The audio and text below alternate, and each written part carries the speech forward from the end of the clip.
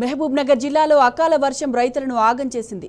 చేతికొస్తుందనుకున్న పంట అకాల వర్షంతో నేలపాలైంది. వడగళ్ల వానతో వడ్లన్నీ రాలిపోవడంతో ఏం చేయలేని నిస్సహాయ స్థితిలో రైతన్న ఉండిపోయాడు.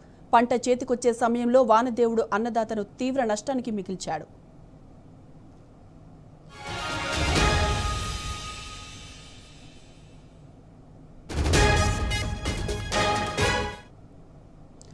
పాలమూరులో అకాల వర్షంతో రైతులు పడుతున్న ఇబ్బందులపై మరిన్ని వివరాలు మా ప్రతినిధి నరేష్ అడిగి తెలుసుకుందాం. నరేష్, చెప్పండి, మన్యంకొండ పరిసర ప్రాంతాల్లో అకాల వర్షానికి సంబంధించి అలాగే భారీగా దెబ్బతిన్న వరి పంటకు ప్రభుత్వం ఏమైనా పంట నష్టపరిహారం ఇస్తుందా? అప్డేట్స్ ఏంటి? సాయిమాధవి, మహబూబ్ నగర్ జిల్లా మన్యంకొండ పరిసర ప్రాంతాల్లో వడగండ్ల వాన కురిసింది. ఈదురుగాలులతో కూడినటువంటి వడగండ్ల వాన కురవడంతో వరి ధాన్యం అంతా కూడా నేలరాలిపోయింది. దాదాపుగా 100 ఎకరాల్లో ఉన్నటువంటి పంట మొత్తం కూడా పూర్తిగా నాశనమైంది. పంట మరొక 2-3 రోజుల్లో కోసేటటువంటి స్థితిలో ఉంది. ఈ సందర్భంలోనే అకాల వర్షం కురవడంతో వడ్లన్నీ కూడా నేలరాలిపోయాయి. వడగండ్ల వాన పడుతుంటే వడ్లు నేలరాలుతుంటే రైతన్న ఏం చేయలేనటువంటి పరిస్థితుల్లో చూస్తూ ఉండిపోయాడు. అక్కడ పంట కళ్ళ ముందే నాశనం అవుతుంటే రైతన్న కన్నీటి పర్యంతం అవుతూ ఉన్నాడు.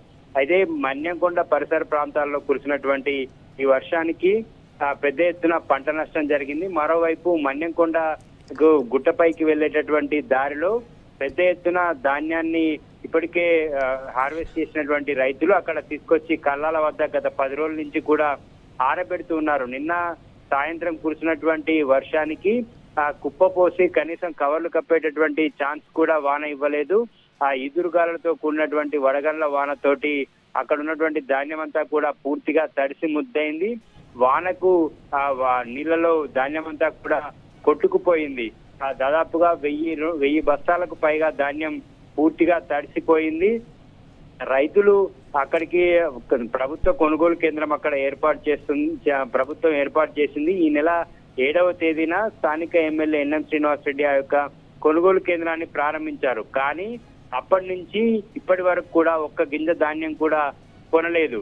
ఆ కొనకపోవడంతో రైతులంతా కూడా అక్కడ కల్లాల వద్దే రోజు ధాన్యాన్ని ఆరబెడుతూ కుప్పలు పోస్తూ కల్లాల వద్దే ఎదురు చూస్తున్నటువంటి పరిస్థితి ఉంది. ఇంతలోనే అకాల వర్షం రైతులను నిండా ముంచింది. ఒక్కసారిగా కురిసినటువంటి వర్షంతో పెద్ద ఎత్తున ధాన్యం అంతా కూడా తడిసి ముద్దై వర్షపు నీటిలో కొట్టుకుపోయింది.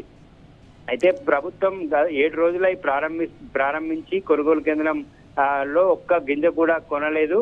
దీంతో రైతులు ఆ ప్రభుత్వం మీద ఆగ్రహాన్ని వ్యక్తం చేస్తున్నారు. ఇంకెన్ని రోజులు కళ్ళాల్లో మేము ధాన్యం ఆరబెట్టి కొనుగోలు కోసం ఎదురు చూడాలని చెప్పి ప్రభుత్వాన్ని ప్రశ్నిస్తున్నారు. మరోవైపు కళ్ళాల వద్ద ఖాళీగా లేకపోవడంతో మిగతా ధాన్యాన్ని పోయకుండా అట్లనే రైతులు ఉంచడంతో ఈ వడగండ్ల వానతోటి ఆ ధాన్యం అటు నేలరాలిపోయింది. మరోవైపు కోసినటువంటి ధాన్యం తీసుకొచ్చి కళ్ళాల వద్ద కొనుగోలు చేయకపోవడంతో ఈ కళ్ళాల వద్ద ఉన్నటువంటి ధాన్యం అంతా కూడా తడిసి ముద్దయింది.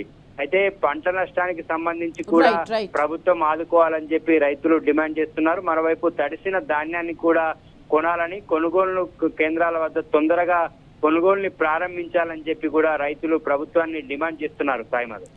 Right Naresh, thanks for the updates. Khammam జిల్లాలో అలాగే మహబూబ్ నగర్ జిల్లాలో అకాల వర్షం రైతులను ఆగం చేసింది. చేతికొస్తుందనుకున్న పంట అకాల వర్షంతో నేలపైలైన సందర్భం చూస్తున్నాం. ఈ విధమైన అంశంను టాప్ 3 బ్రేకింగ్ గా చూసాం మనం.